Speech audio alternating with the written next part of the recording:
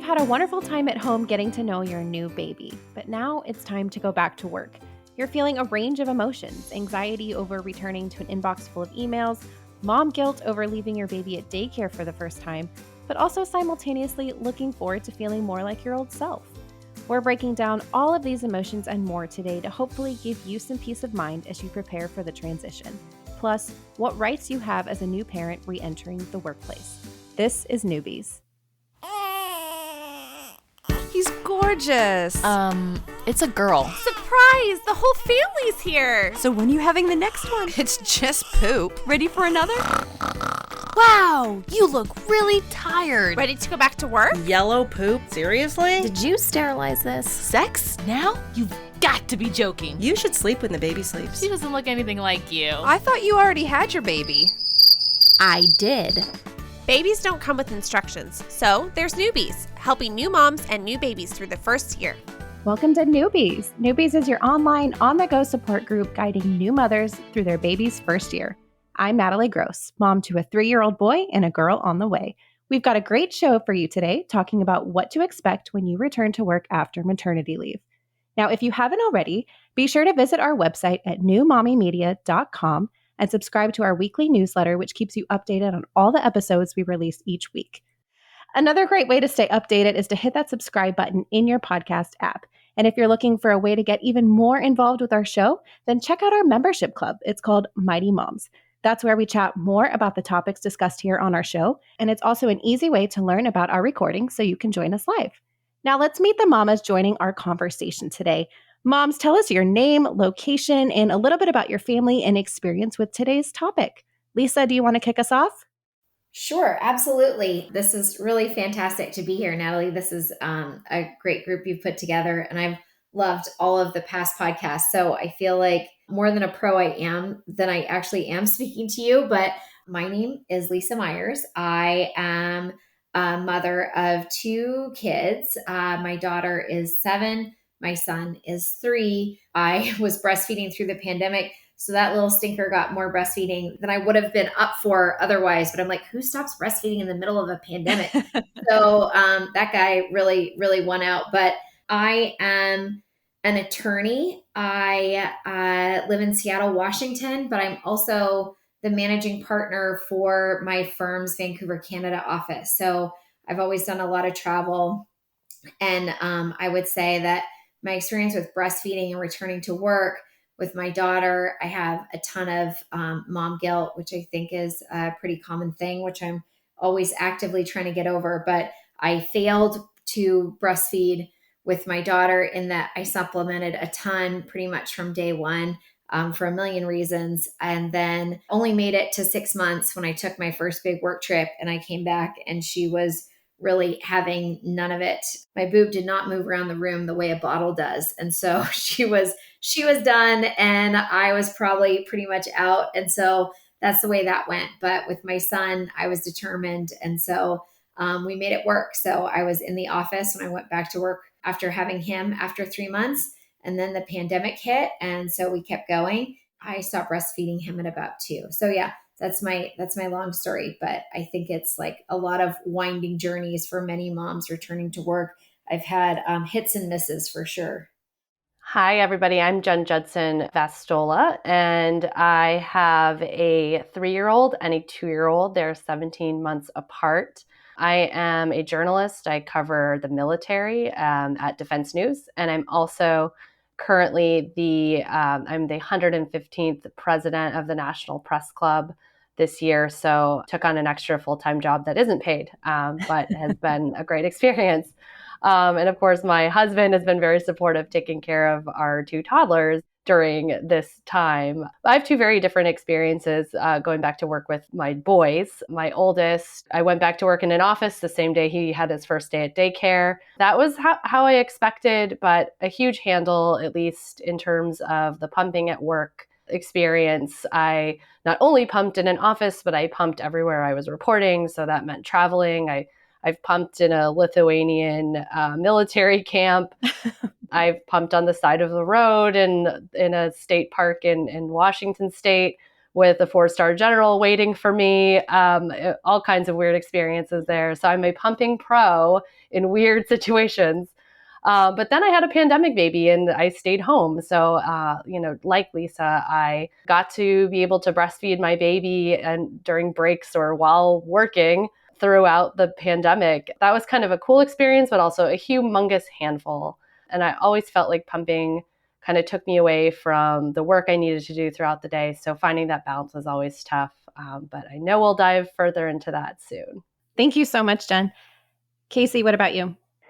Hi, my name is Casey Moore. I am also an attorney, and I am in New Bern, North Carolina, very small town. And I am also a military spouse. My husband is active duty Marine Corps. So I had a really fun experience going back to work. My daughter is 6 months old. So I went back to work just a few months ago. And my first back to work was also her first day at daycare while my husband was overseas. So I am not only an attorney going back to work, but I'm also the default parent. And I was the only one here. I was on my own, I think, 6 to 8 weeks. So that was an interesting experience. And we have been exclusively formula feeding, which has also been really fun the past 2 months. So yeah, happy to be here. And I'm sure we'll get into a lot more soon. Yeah, thank you, Mama, so much for sharing your experiences. So, rapid fire before we take a quick break, I want to know what was going through your head the first day back at work, because I know for me with my son, like a lot of people have mom guilt. I was having mom guilt for being so excited to be back at work. Does anyone relate to that at all? Yeah. I was excited to go back because it meant that I wasn't 24/7 the only one with my daughter, which made me feel like a terrible person because I was the only parent here. So I was excited and terrified. I think for me, I was probably more nervous about this is for my first son, more nervous about taking him to daycare for the first time and like leaving him alone, that I barely paid attention to the fact that I was also returning to work. But I do remember it felt like a Band-Aid. Like we dropped off our son and I was just a big ball of nerves. And then the minute the door closed at the daycare and we walked back to the car, I was like, oh my gosh, big sigh of relief. This is kind of the first time I can be myself again. And I headed off to work and it felt like all of a sudden everything was back to normal. I would say that one of the things that made me really stressed though is just feeling like you can't perform, I think, like you did before baby.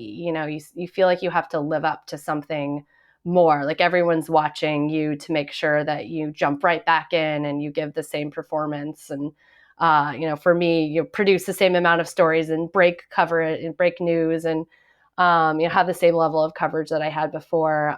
So I put a lot of pressure on myself that I wish that I hadn't just getting started back at work.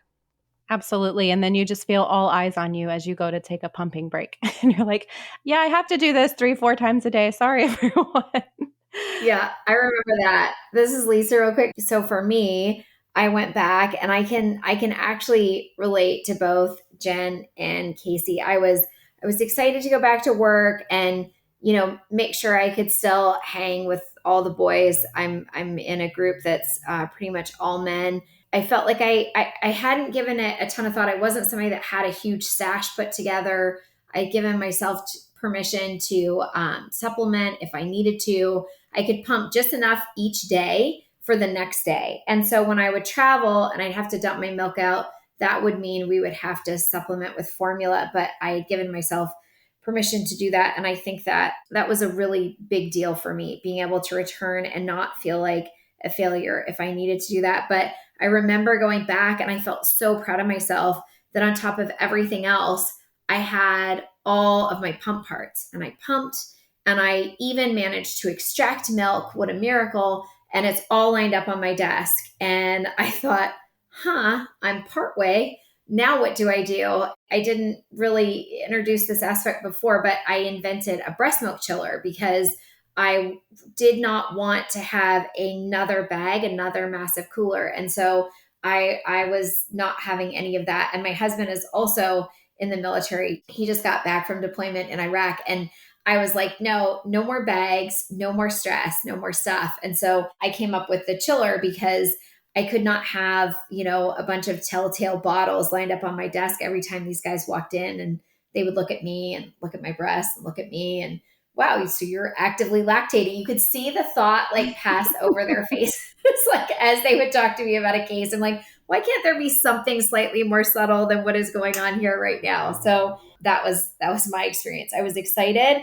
And I also realized that there were so many elements that I had not considered. Also, I would wear, I don't know if this happened to you guys, but I would wear my like work suits. And like a fool, I would be like, there is no pump access for this. I mean, this is why there's so many amazing, women founded companies out there that have really, really great work and casual clothing, because I would wear my, whatever fancy linen or polyester blend suits or whatever, and I would have zero access, and I would be stripping down in whatever room or office was available to try to pump before I would make the mad dash to get home. So yeah, it was kind of similar, with also layers of poor planning by me.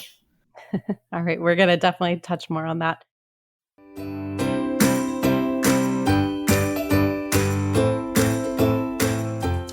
Today on Newbies, we're talking about returning to work after maternity leave. There can be so much mom guilt about leaving your baby, or anxiety about what to expect when you re-enter the workplace. Plus, if you're a nursing mom, as you've just heard, you may be trying to navigate pumping for the first time, which is its own thing entirely. So how do you set yourself up for success in this transition? And what rights, if any, are you guaranteed after returning to the office? Our expert today is Amy Beacom, founder and CEO of the Center for Parental Leave Leadership. It's an organization that works with both companies and parents on the transition back to work after parental leave. So Amy, thanks so much for joining us, and welcome to Newbies. Thank you so much. It is a pleasure to be here. I love this. Yeah, well, we know that maternity and parental leave policies can differ greatly depending on where people live or the companies that they work for. So are there any common basic rights that moms listening to this can expect to have when they go back to work? No. I think one of the things that I love about this group is we have two lawyers on the call. I am not a lawyer. My background, I should just say quickly, is in organizational psychology. So I came out this 15 years ago when I had my first child to create a field that I saw missing, that it was at the time I was calling maternity coaching and is now parental leave coaching and consulting. And so CPLL, my company, is the only consultancy in the country to focus exclusively on parental leave. And what we're looking at really is everything from policy to practice. But policy is a huge animal that I have many people on my staff that help with. But for your listeners, they probably already know that the United States is basically the only country in the world. There's 4 to 7, depending on the time of year, that also don't have paid leave. So there's no guaranteed paid leave. That's always a good place to start, because many people confuse FMLA with paid leave. FMLA is an unpaid job protection that only about 56% of our country has access to. And that's the Family Medical Leave Act, right? Oh, yes, sorry, the Family Medical Leave Act. So really what people need to understand is there are very few protections in the US for either pregnant or returning parents. There are more if you if you work for a company that falls under FMLA. So that's your first place to look. Is your company a FMLA company? If so, what are you covered for there in terms of job protection? That may mean that you have your job protected for 12 weeks. You can use that intermittently in some cases. So really looking at that with your HR if you do have that. If not, you do not even have job protection. But there are, well, let me talk about the pregnant. You're talking about the return, but for anyone listening who's pregnant, there is an act called the Pregnant Workers Fairness Act, which was proposed back in 2012 and has been reintroduced every session of Congress and has still not passed. It did just pass the House in May, so it is with the Senate now and has a a better chance than it has in the past of passing. It's fairly aligned with the ADA, the American Disabilities Act. Wait, I'm saying that wrong. If anyone wants to unmute and correct me there.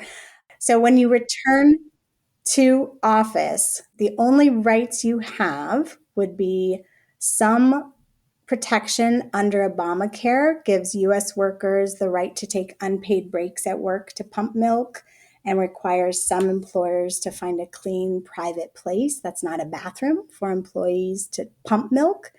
That law, though, only applies to workers and employees who are covered under the Fair Labor Standards Act, FLSA, and that law sets minimum wage and overtime requirements. So the short answer is not much, and it varies by state and by employer, in some cases by city. Okay, so make sure people read up on their maternity leave policies before leaving. Absolutely. And I would just point people to, there's a wonderful organization called A Better Balance.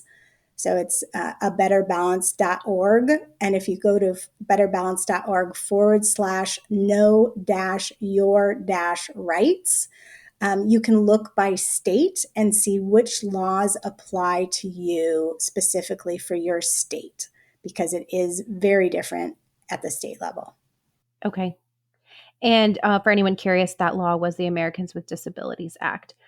Amy, in your work with parents, you've identified various touch points or areas that need to be navigated well throughout the leave to ensure a smooth transition back into the workplace.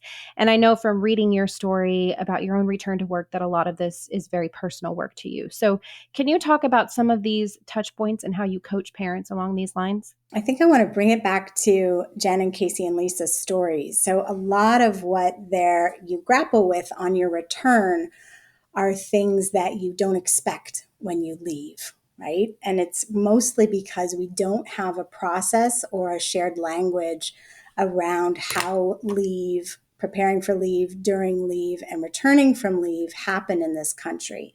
So in my work, I set around to change that. So what I've found over the last 8 to 15 years doing this work, both in the US and in other countries, is that everyone navigates through these moments that we call these 10 touch points throughout this time. And the way you interact around them has an oversized impact on how you experience your leave, if it's a good experience, if it's a horrible experience, how you're prepared, how you communicate with your team and manager.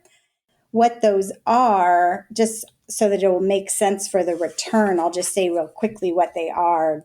The first one is announcement, sort of how you have that announcement. The second one is assessment. That's assessing your situation, yourself, everything that's going on for you. And we put that in second position before the third one, which is action planning, which is your leave planning. I often say the best way to prepare for leave is to plan your return. And in many cases, most cases in this country, people are not thinking about their return when they're planning for leave. They're just thinking about their shower, their nursery, or offboarding their work, but they're not setting themselves up well for that return. And then during leave, there's one more, the acknowledging the transition to parenthood is that last one of that phase. And then during leave, we have appropriately keeping in touch, deciding how you want to stay in touch with work, if at all, advocating for yourself, both at home and at work with providers. And then arrangements for return is the last one of that phase. So you're really starting to move your focus back to your return and thinking about, okay, now that I have welcomed this child into my life and in my family, what are our needs? How are they different from what we thought they would be when I went on leave? Because they always are in some way, or they usually are. And so for that last phase, the returning from leave phase, we have that counterpoint to that acknowledge the transition to parenthood. But in this one, we're asking you to pause and acknowledge that transition to working parenthood.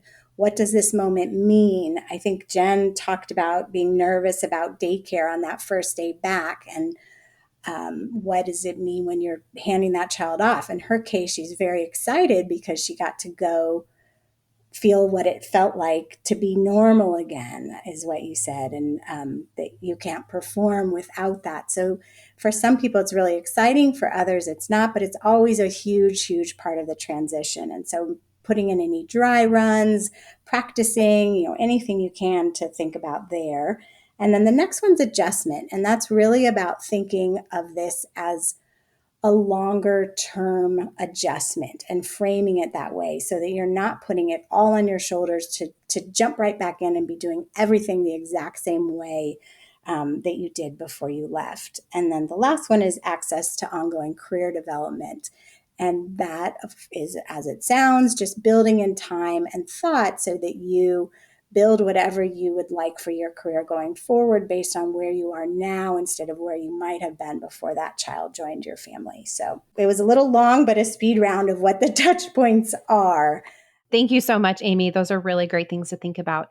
When we come back, we're going to hear from our moms about how they prepared for the transition back to work, what went well as how they navigated challenges along the way.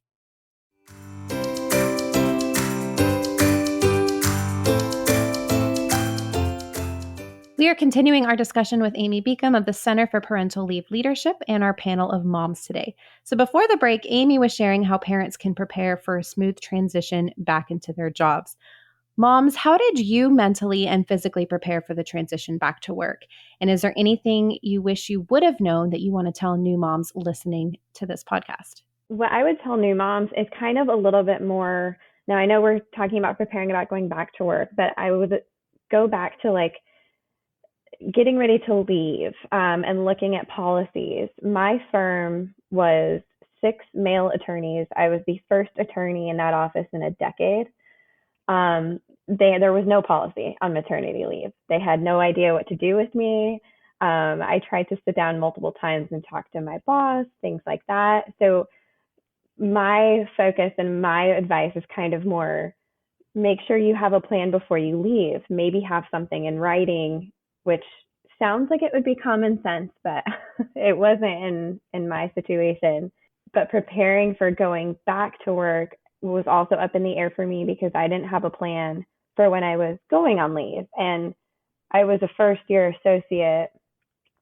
I had been previously licensed in California and had worked a couple of years, but I was a first-year associate at a firm here in North Carolina, which anyone familiar with the legal field, Lisa will know this, the first-year associate is typically in the office very late, gets there early, can be sometimes the last person to leave.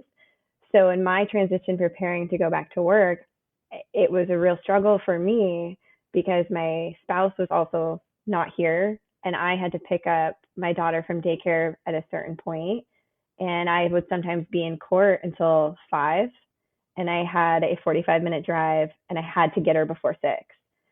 So there was a lot of logistics for me preparing to go back to work that I kind of feel like didn't really have a lot to do with, physically going back or the mom guilt. It was a lot of, I need a plan for how I'm going to logistically get through my day, which I hadn't anticipated. I think one of the challenges for me going back that, I think it's almost impossible to prepare for, particularly with my job as a reporter, is that I don't have a schedule. And I think that's also the case with lawyers. You don't know when you're going to be in trial or when you're going to be in the office or whatever the case is. But from any given day, I had no idea maybe where I'd be or what was going to come up or if there was breaking news. So there was this anxiety that I was going to miss an important story because I had to pick up my son from daycare. And like Casey, I had to be there by 6 o'clock or they charge you $15 a minute where I am, which is rather punitive. So, there's no being slightly late for that type of responsibility. So, I remember just feeling that crazy level of anxiety of just not being able to plan my day. And I think that's something I kind of forgot during maternity leave because you have this really nice schedule or it's naps and feedings and, just staring and snuggling at your baby. And then you get thrown back into kind of this unpredictable pool of work stress. And for me also, I'll jump in and talk a little bit about my leave. So my company, and I've been seeing some improvements in the journalism world at other news organizations for leave, but I would say 3 months is just not enough. And that's just how long companies will hold your job. But for me, I had a month of paid leave, and I had, I think, about 6 weeks of short-term disability that I could use where I was able to get 60% of my pay, that was okay. But I don't think I was totally ready to go back at 3 months. I think maybe for my first, I would have liked to have been home for 6 months. Maybe I would have been itching to go back to work by then, but I certainly wasn't by 3 months. So that was just my personal experience of that. And I think the other reason why I really wanted to take time off before having the baby, just a couple of weeks leading up, and I didn't do that. And it's mainly because I wanted to save all of my leave for after the baby was born. So I wish that there was a little bit more that our workplaces did for women preparing to go on leave or preparing to have a baby, because I certainly couldn't focus on anything but the fact that I was about to have my first baby, let alone focus on work. So that's just something I really wish that I think I'd like to see in our society a little bit more in the US. Yeah, that's so true because I had 16 hours of contractions one day, and it ended up being like false labor or Braxton Hicks or whatever. But thankfully, my boss had let me work from home like the 2 weeks leading up to delivery, because I can't imagine having gone through that in the office or like even broaching that subject with my boss. So, yeah, it would be great if companies had a little bit more flexibility. And I was grateful to have that. Lisa, do you have anything to add about how you prepared or advice for new moms listening on how they can prepare? If moms take anything away from this call, I think that I would say Jen and Casey are really impressive women and, clear thinkers, and obviously, in my opinion, would be good advocates for themselves. And we all struggle. You would think that lawyers would have it figured out, or if they're in a law firm, that their colleagues would know the law. And so it would be simplified. I mean, I don't know, or at least straightforward. I can't even imagine what it's like to be a mom who's working an hourly job, who has to go back within a week or two of giving birth to keep up with diapers and formula or whatever else she needs, and then try to pump. I think being as forgiving of ourselves as possible as society tries to catch up with how amazing we all are and everything that we're trying to pull off every day, I think is the main thing to keep in mind. To say, like, to advocate for yourself or to know the law, to know the rules, Amy's done a great job of laying it out, but FMLA only covers, and Amy can correct me, it only covers companies with at least 50 employees. And that is not, there's a significant amount of women who are going back to work who are not in companies that have to adhere to those laws. But I think as hard as it can be and as challenging and awful as some of the circumstances are, some of it is just plain, sweet, not malicious ignorance, because I went back to work not knowing what I needed. And I think that maybe if I would have put myself, rather than like my career, trying to keep up with the boys, a bit out in front, or been a clearer communicator about, oh, I just need a quiet room, or I just need, a cool place to store my milk that I know will be safe. Or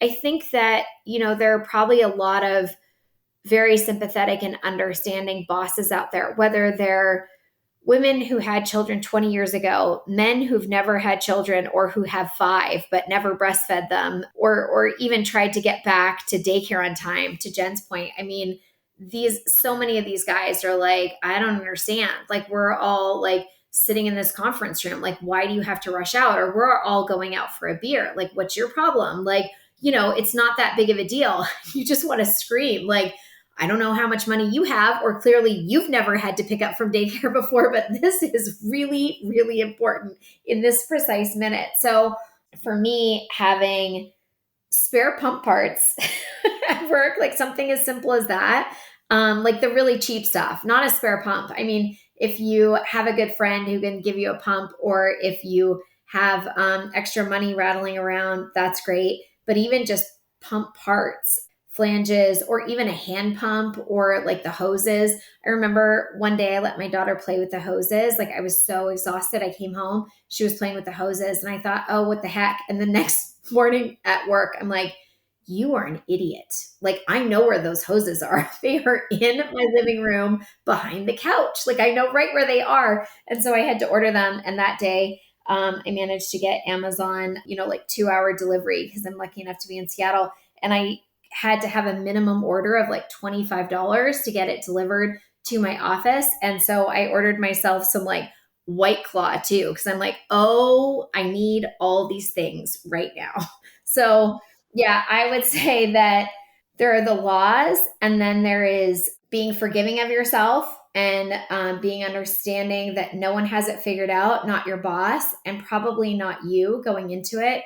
And you just have to do the best you can and be forgiving of yourself. I mean, you have to be a relentless advocate of yourself and your child, unfortunately, if you're going to make it all work. But I think all of us moms are up to it. I see it every day. And I'm really lucky to be in such good company. Like I said, I invented a chiller, and I would have never felt camaraderie with moms like I do now. I never thought of myself as a good mom. And it's just cool to see all the women that are making it happen every day. And so it sounds like that's what Jen and Casey did. I mean, I can't even imagine Casey as an associate in a firm. I was a mid-level partner because I got pregnant so late. I was a geriatric pregnancy for both. I think it's geriatric and then ancient because 35 and then 40. Yeah, it was. I can't even imagine being an associate. You're a freaking hero. And Jen, I don't even know what it's like to be a journalist. So yeah, hats off to you guys because it's not easy, and you gotta just wake up and keep doing it. Amy, we've been talking about this concept of advocating for ourselves as moms.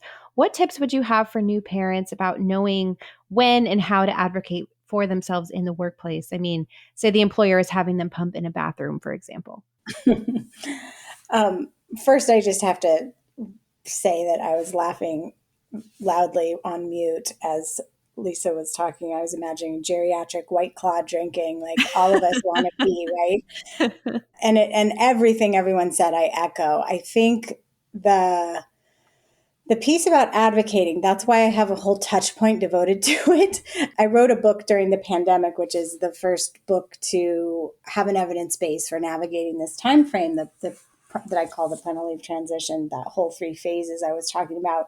It's called the Parental Leave Playbook, and it is, I noticed today that it was for sale on Amazon, so they have random sales all the time. You jump in and grab it. But there's an entire section devoted to how to advocate for yourself, things to practice, what to do.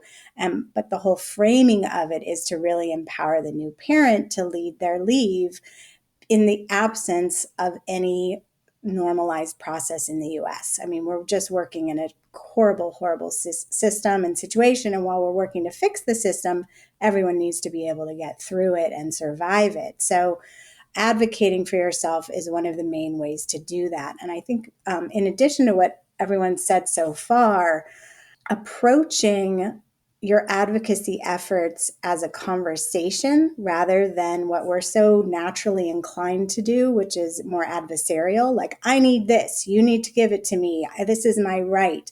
We're talking about rights, but because we don't have a lot of them, we need to also be understanding that this is a conversation that we can use to deepen our relationships, to strengthen our bonds with our coworkers, with our managers, with our jobs, as we work together to find win-win solutions. So I'm a real believer that that's possible, and that there's times where you really have to advocate. So in a situation where milk's coming out in a meeting because they haven't put in a pumping break, it might be a good moment to point out the Army's new policy on parental leave, where they have 30-minute pump breaks every 2 to 3 hours, or different things like that, where you can say, hey, best practice is this.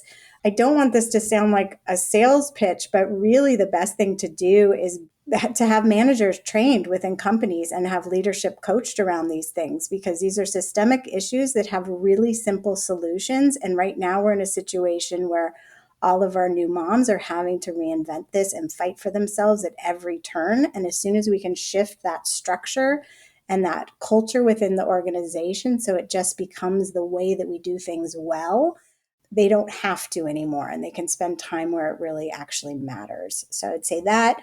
Know your rights, of course, as a backup plan to those good conversations. Engage your champions. If there are other people within the organization who really are going to help you advocate for yourself, learn from them, bring them in. If there's an employee resource group that you can tap into, do that.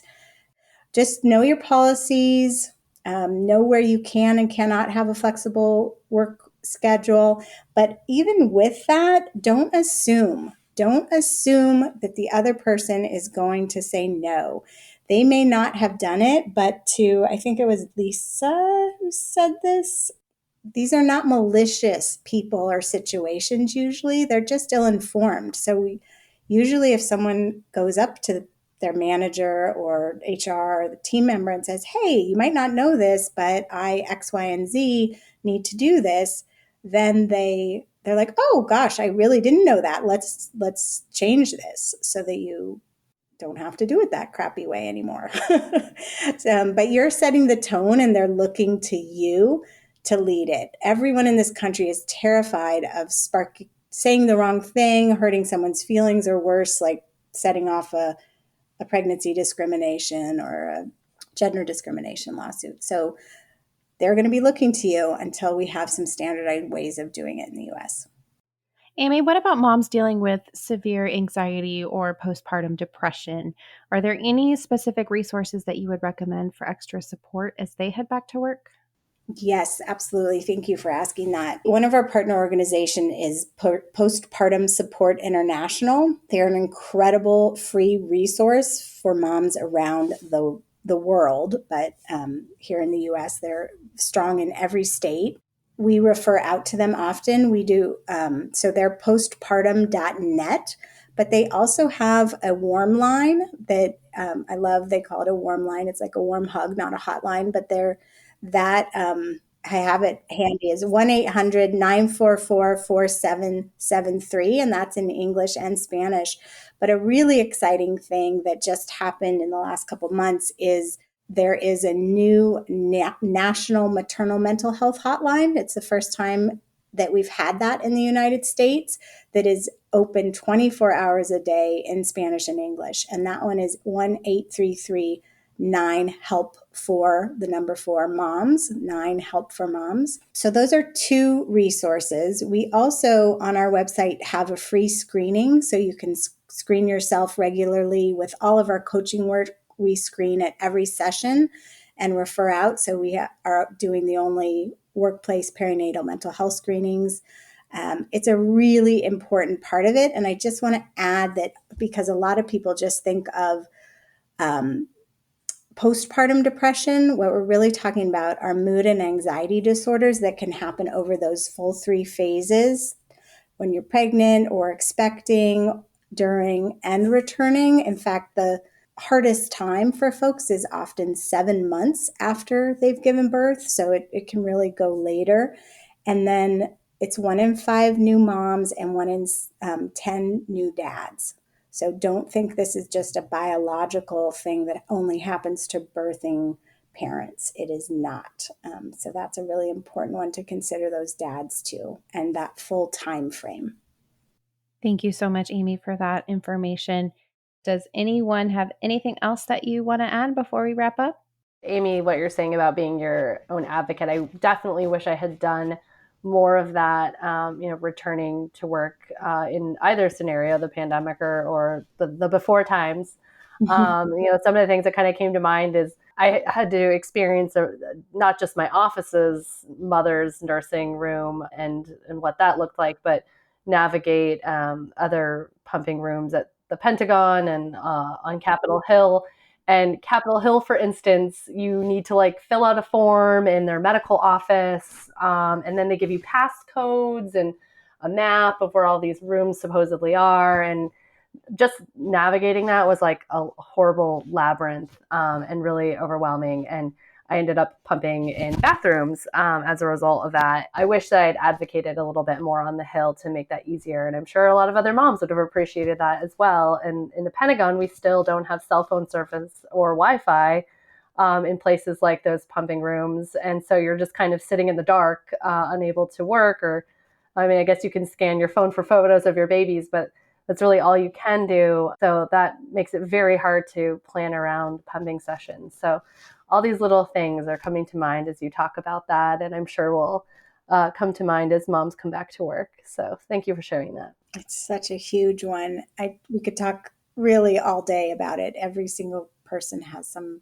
I have not had a client yet where the return, if their pumping, has been smooth without any hiccups at all, right? There's always something that you're having to do. I just wanted to jump on one more time with and it's probably because I'm a lawyer, with the advocating for yourself, because I feel like that is just such an important point, as everyone keeps commenting on. You know, in North Carolina, we don't have leave, and I didn't qualify for the FMLA because my firm was considered mid-sized, but it's actually kind of small. I had been offered 8 weeks of paid leave. I ended up taking more than that, but there was never any discussion of kind of what that was going to look like. And I know my experience is kind of unique here because my husband had gotten orders to go somewhere else before I returned back from leave. And when I came back, I had this kind of naive plan. Oh yeah, I can stay in this state with my baby Monday through Friday, and my husband can be in this other state, which is insane. And in advocating for myself, I went back, and I was only back for a week, but my husband again was overseas. I was here. I was the domestic attorney in my office, so my caseload was mine. And when I told my office that, I don't think I can do this. I think if I'm going to live in the same state as my husband, I should kind of do that. I was pretty much accused of making this decision and just continuing to collect maternity leave on the side, which was terrible because I had kind of, I had earned it. I had worked hard for it. But, and again, I know this is a unique experience, but I so much wish that I had been a little pushier with having the conversation of, we don't have a policy, we should kind of create one so that I know the expectations, because we had nothing in writing for, you have to work at our firm for this X amount of time, or, we're only going to give you this amount of time, because I think it was Jen that said that she would have liked to have been home for 6 months. Oh my gosh, I wish I had done that too. But now I'm going to wrap this up here. I wanted to hone in on that because, like Lisa said, it's kind of ignorance on everyone's part, and not in a malicious way, because when you're expecting your first baby, there's so much you don't know until you know. And so I just have to drive home the importance of the advocating for yourself, and in a kind way, because you can do it in not an adversarial way, but just making sure that there's at least some sort of discussion, I think, is just so important. I just have to add, this is Amy. With our coaches, we're training our first cohort of coaches that are external to my company, that are around this country. And we're going through a practice. They're having their practice clients right now. So we have 36 coaches who are having practice clients right now. And every single email that I have gotten from them about issues that they've come up against is about advocating. And so these coaches are actively working to help each of those parents figure out how to advocate, how to have those conversations. Like, if you can't hire a coach, practice it with your friend. Practice those conversations. How do you want to say what you want to say? Is there someone that you can learn from? Put it on a mom's group and get some advice, right? Like, we often just don't know that we can advocate for ourselves, and we don't have someone telling us that it's possible. And so I've just seen people come away with those 6 months that you talk about when they have their coach to be like, no, you've got this. Let's set up a plan. Let's propose it to the company. Let's show them why this is beneficial to them, to have you come back fully at that time instead of in some broken format in the meantime, and do it well. So yes, I just want to drive home what you are saying. Amy, I'm interested to know if you have a chapter in your book, which I've seen, by the way. I did not see it was on sale, but I've seen the book. Great. But I'm wondering if you have a chapter on maternity leave, because I'm thinking, as we're having this conversation, especially thinking of Jen and Casey and kind of this similar cohort of moms, I think, and listening to Amy's comments, I think maybe the best people for some moms to have the conversation with, if we're so lucky as to have even mildly supportive partners, is, hey, how are you going to approach paternity leave? Because some companies have paternity leave now, but like, for instance, in my firm, there's like a huge stigma around taking paternity leave. Like, guys are like, well, if you're a real man, you're just sticking around for the first couple diaper changes and then you're just muscling through. And it's like, yeah, right.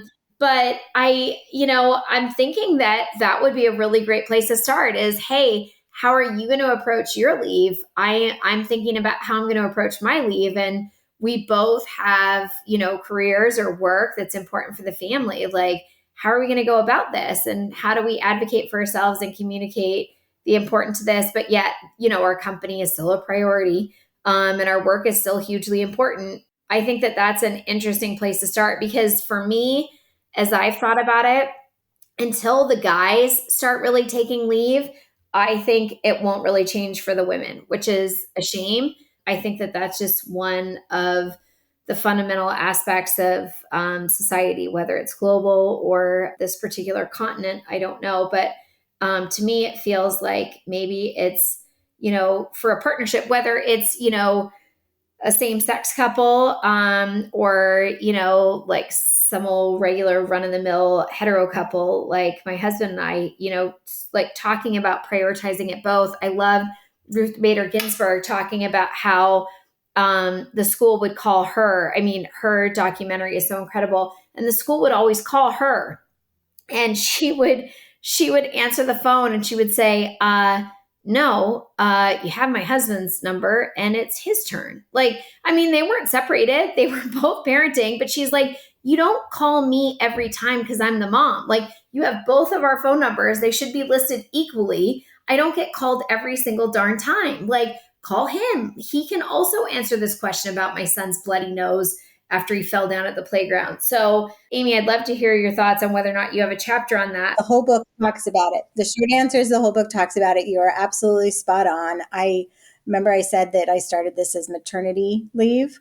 My company is the parental leave. The book is the parental leave playbook. This, until we have the dads on board in equal amounts with equal caregiving, we will continue to subtly or not so subtly penalize the birthing parent. So yes, it's all in the book. We do have lots on that, and it's written for all new parents, no matter how they form their family or what type of relationship they're in or not in. And it's also a good thing to give to your manager because it gives them a window into that employee experience in a way that they may never have ever considered before, all of the different things you have to go through. And it's full of exercises and scripts and template, all sorts of things. So it's a good place to start. Thank you for bringing that up, Lisa. It is spot on. Thank you so much to our expert, Amy, and to our moms, Lisa, Jen, and Casey, who joined us for this episode today. Be sure to check out Amy's website at cplleadership.com. Also check out newmommymedia.com, where we have all of our podcast episodes, plus videos and more.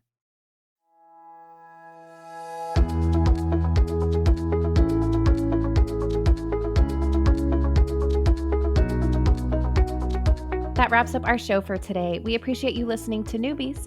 Don't forget to check out our sister shows, Preggy Pals for expecting parents, Parent Savers for moms and dads with toddlers, the Boob Group for moms who give breast milk to their babies, and Twin Talks for parents of multiples. Thanks for listening to Newbies, your go-to source for new moms and new babies.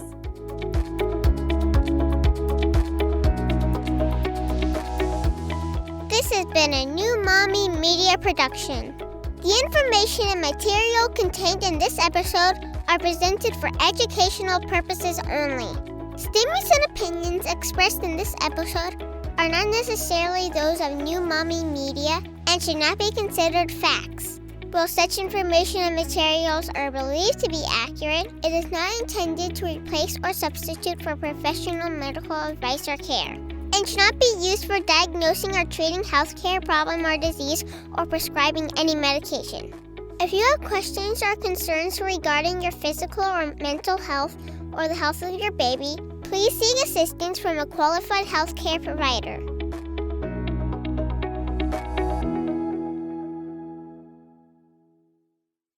Hey mamas, don't forget to check out Mighty Moms. It's our online community built for new moms just like you.